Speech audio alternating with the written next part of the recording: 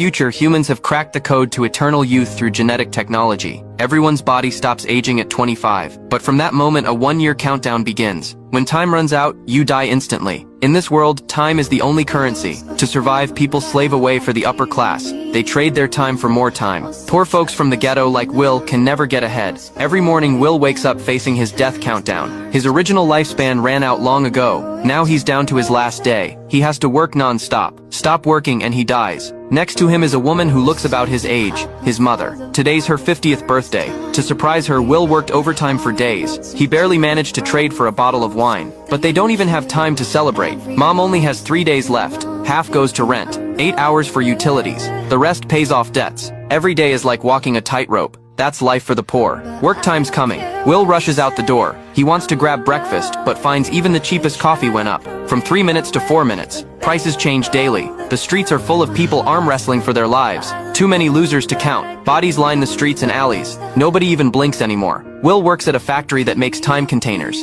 These devices extract time from people's arms. They can also deposit time. They're used for all transactions, including paychecks. Will works all day. Payday comes, but the supervisor docks his overtime. Says he didn't meet production targets. Will can only curse under his breath. After work, he hits the bar with his friend. Out of nowhere, a century-old rich guy shows up. This dude's buying drinks for everyone. His flashy display immediately catches time thieves' attention. Will's got a good heart and wants to help. He sneaks the rich guy out the back door. They hide in an abandoned building. But this 105-year-old millionaire doesn't want to live anymore. He's enjoyed every pleasure life offers. To him, time is just an empty number. Immortality didn't satisfy him. It just left him feeling hollow. If you had as much time as I had on that clock, what would you do with it? I'd stop watching it. I can tell you one thing.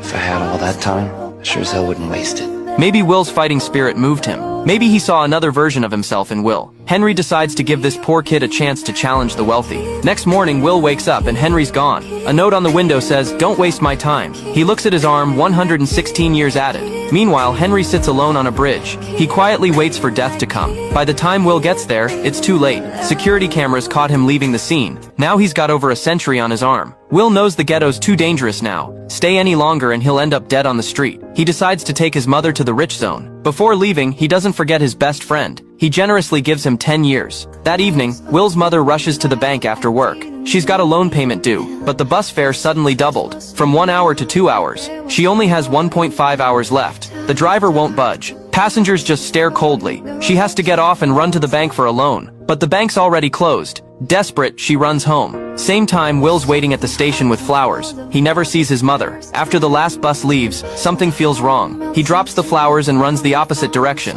At an intersection, they finally meet. But Mom only has 10 seconds left. Mom's urgent shouts make Will realize the danger. Just 1 second short, he now has 100 years. But his mother is gone forever. Will's determined to get justice in the rich zone. Next day, police find the millionaire's body. Detective Steve thinks it's murder. He notices the camera overhead. While he investigates, Will puts on a suit. His first time in a taxi. The driver's suspicious at first. Will shows the time on his arm, and the driver's attitude instantly changes. He serves Will like a servant. But getting to the rich zone means passing checkpoint after checkpoint. First one costs a month. Second costs 2 months. 12 checkpoints total. Just tolls alone cost Will nearly 7 years. He stares at the rich zone's skyscrapers, stunned. Getting out, he starts running out of habit, but after a few steps, he stops. He's rich now. No need to run to save time like in the ghetto. On the street, he sees a stunning girl, but insecurity keeps him from looking twice. At the hotel, a regular room costs 2 months per day. The clerk looks at him arrogantly. Will books a suite instead. That's rich people energy. The suite even brings him some romance. He doesn't know police already identified his face. Cameras didn't catch how the millionaire died, but Will was the only one there. Steve marks him as a suspect, because he spent years fleeing to the rich zone. Looks like running. Next morning, Will wakes and checks his arm out of habit. Confirming it's not a dream, he relaxes. Then he goes to the suite's restaurant. A girl named Lisa lives here. She watches Will's every move.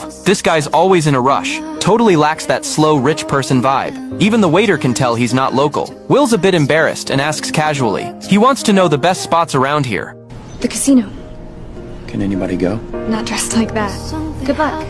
Will ties his tie and enters the casino. He's dressed like the waiters. Only after showing his arm balance do they let him in. Will only knows poker. He doesn't realize this table's full of sharks. One guy opens with a 50-year bet. That's half of Will's fortune. The stakes quickly hit 650 years. While Will hesitates, Lisa walks over. She's wearing black stockings, sitting next to the other guy. That man proudly shows off 10,000 years. For pride, Will goes all in. Now he's down to 29 seconds. When cards flip, he has 5 seconds left. Can he win? Follow me for the next episode. This movie is called In Time.